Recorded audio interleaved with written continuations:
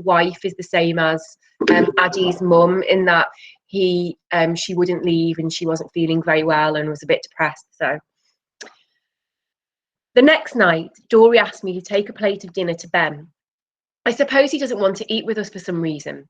He's moved into a flat on the floor below Dory. Dinner was what Dory called a mishmash tonight. Some rice, some kidney beans, little chopped up onions, and thick slices of Frankfurter sausage, all fried up together. I liked it. I knock on his door and Ben calls me in. He's lying on the sofa, looking straight up at the ceiling. He doesn't move when I come in. I put the plate down on a little table and go into his kitchen to find a fork for him. I put the fork down carefully next to the plate and say, "It's nice and tasty." Ben says, "Dory's good at cooking," which surprises me because I don't think he's ever said that to her. I think of asking about Gaia, but Ben's looking away from me like he wants me to go. So I walk to the door and leave. Then I hear him call out to me, "Addie, come back here a moment." I walk back into the room and see that Ben is sitting up now, looking directly ahead. "How is your mum doing? Is she coping okay?" "I think so," I say. When my wife Evie found out about the little spores, I thought she was glad that there was a real reason why she couldn't go outside. I couldn't force her anymore because she would say, "But what about the spores? We can't leave the block now." He pauses and then asks, "Does your mum do that?" I don't say anything, but I come to sit down next to Ben. We both sit looking forward, not looking at each other. Ben keeps talking. "I pleaded with Evie to leave. You know, when everyone was packing up, I told her that our tower would fall if we stayed there, that we would die when that happened, but it didn't bother her. She didn't hear what I was saying. She stopped hearing me. I knew she couldn't do it. She hadn't been outside for 5 years, but I couldn't stop pleading with her, trying to reason with her." Then one morning we woke up and it was so quiet. I thought we were the only ones left here. Everything stopped working. Water, the electricity. I knew we didn't have long.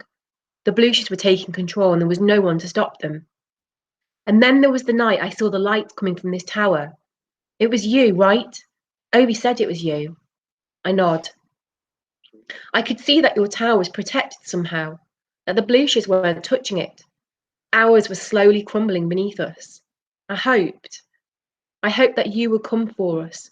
You were our very last chance. No one else would come. I couldn't believe it when I heard Obi's voice calling to us from the corridor. It was like a miracle. But Evie wasn't ready to go. She didn't want to come with us. She'd hold us to leave her there. But I could never have left her. We made her come with us. She struggled and hit out. She spat in Obi's face. She was crying and shouting. I'd never heard her voice like that before. She sounded like a different person, not like the woman I married. Evie was such a gentle person. She would never have wanted to hurt anyone. We got her down to the lower floors though, and Obi said that he would take her first. We put the oxygen mask on her and wrapped her up in scarves and everything we had. She wasn't lashing out anymore. All the fight had gone out of her. Obi had to carry her. She couldn't stand properly. I watched them leave from the window. They made it almost halfway to your tower. They didn't have far to go. But then she seemed to come alive all of a sudden. She started thrashing about and Obi couldn't hold her. I don't blame him. I blame myself. I should have carried her. Maybe she wouldn't have started struggling if I'd been holding her. She fell to the ground and she pulled off her mask, pulled off the scarves. That's how she died. Just by breathing in a lungful of the outside air. It only took moments. From where I was standing, I could see Obi trying to revive her, but then he had to just take her mask and walk away. He came back to the tower for me. He didn't speak to me when he came back. He just said, "We don't have much time." And then he started getting me ready with Evie's mask and covering my face.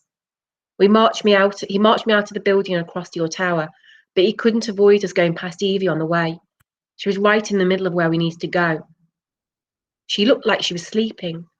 Her hair was spread out from her head like a fan, her eyes closed. She looked sort of lit up from the glow of the Bluches that were all around her. Lit up and beautiful.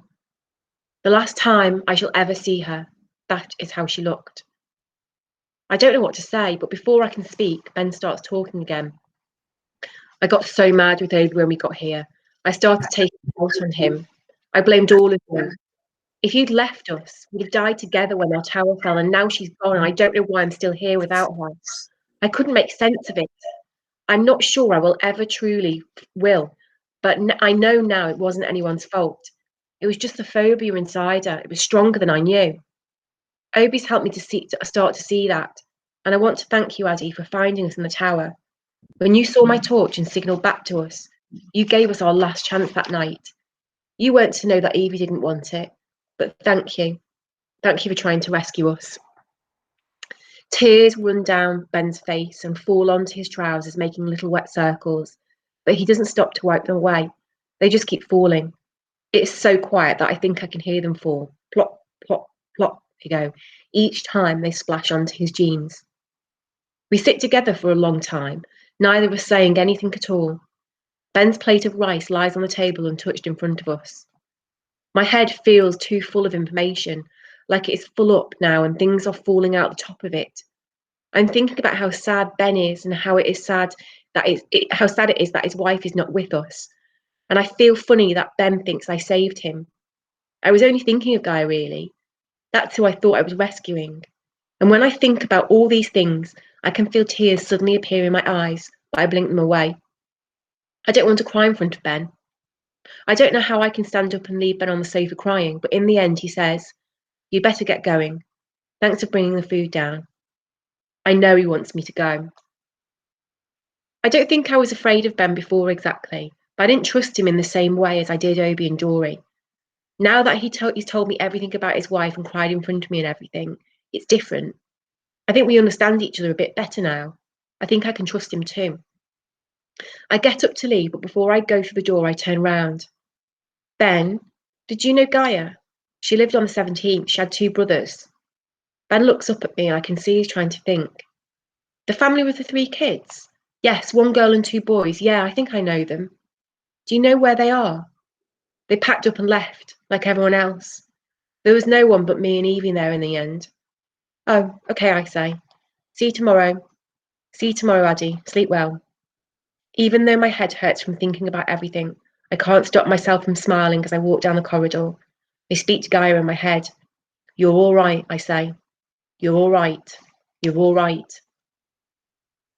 Before I go downstairs the following morning, I look out of the windows. I sit up on the windowsill like I used to and press my forehead against the glass. I don't recognise the view below me. You can't see where the buildings used to be anymore, or where cars used to drive, or where my school playground was. It all looks the same now. I can't even make out the exact spot where Gaia's tower once stood. The space would be completely flat, but the trees are still standing. I can see a tall cluster of them in the distance, and I wonder if that's where the park was. The trees look really leafy and bushy, as if they prefer life without buildings all around them. The moving silver blue colour of the blueshes shimmers. It looks a bit bluer than before, I think. I can see another colour around it now. I can see green. Things are starting to grow among the blueshes, in the place that used to be covered in tarmac or built on with bricks. We are the only building standing now, the only tower left. I can't decide if the world looks bigger or smaller now that it hasn't got any buildings. In one way, it looks like the ground stretches on, but in another way, without the towers and blocks and houses, it's just an empty space. Even the really tall building that looked like it was going to have a point at its very top has fallen now. Someone told me at the time that it was a skyscraper. They hadn't even finished building it after all those months and months of work, but it still towered over everything else, and now you can't even see where it used to stand. I draw a picture of our tower block surrounded by the blueshes in my book, but I get the sizes wrong, so the blueshes look bigger than they are in real life, and are as high as the 5th floor. But when I think about it, I'm not sure how tall they are now, because I've only ever seen them from looking down on them, not looking up. Obi's left some water outside our door, which I put in the kitchen for Mum. Down at Dory's, we try only to use water for drinking and not for anything else. Dory never washes up our plates, for example. She just takes some fresh ones from someone's kitchen cupboards every mealtime. "Ta-da!" says Dory when she hands us a fresh new plate. There's a flat on her floor which is full of piles and piles of our dirty old plates. There's quite a bad smell in there now, and I try to avoid going in as much as I can. But sometimes it's my turn to stack up the dirties, in which case I have to take a really big, deep breath before I open the door and hope for the best. I still prefer that to washing up, though. I do worry what we'll do if we run out of water. I can't forget the time when the tap stopped working.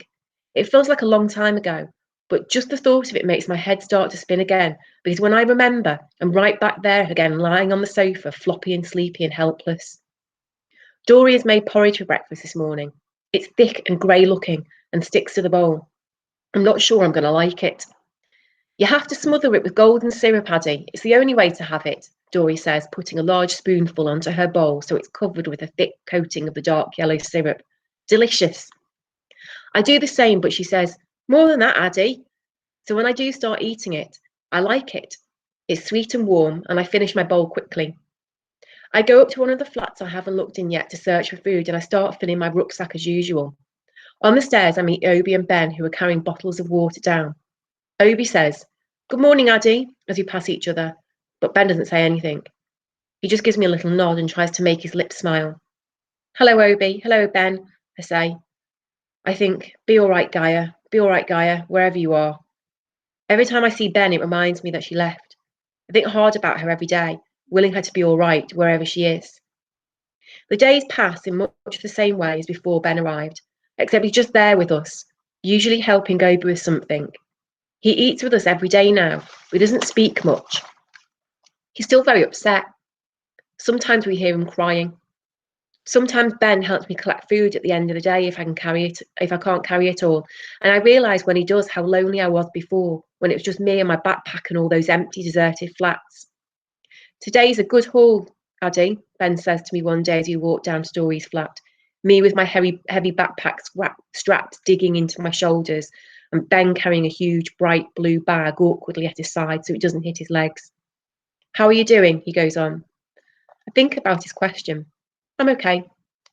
"It's okay, you know, if you're not," Ben says. "It's not easy, living with someone who's in so much pain." I don't say anything, but concentrate on walking down the steps one foot after the other. There were good days and bad days. On the good days, you think it might be the beginning of something better. And on the bad days, well, it feels like the world is closing in on you. I know exactly what he means about the world closing in on you. Sometimes the world seems like an impossibly large place, but other times it feels like it's too small and too dark, like a black cave that has walls which move closer and closer to you with every second that passes. You have to believe in those good days, though, he adds. I think of the days when Mum used to buy me the big tubs of ice cream and how they made me forget the afternoons when she wouldn't get out of bed. They were a golden colour. I look over at Ben. "I do," I say. "Good," Ben says. We don't say anything else on the way down. I feel like we understand each other. I think Obi seems different when Ben is with us. It's like he's watching him out of the corner of his eye. It's funny though, because it makes me sometimes wish that I was just back to the times when Ben wasn't there, when it was just me and Mum and Dory and Obi. I think that if Ben hadn't arrived then, I'd be the one helping Obi all day, not Ben. But I don't like thinking like that, so I push the thought away. One day though, Ben hurts his back when he's lifting something. He has to stop working and go and lie down for a while. I worry a little bit that I might have made it happen by thinking about Ben not being here, because just after it happens, Obi asked me if I'll help him that day instead. But I forget about this soon enough, because at last I find out a way the Bluchers weren't able to destroy our tower. Right, we'll leave it there. Let me just turn this off.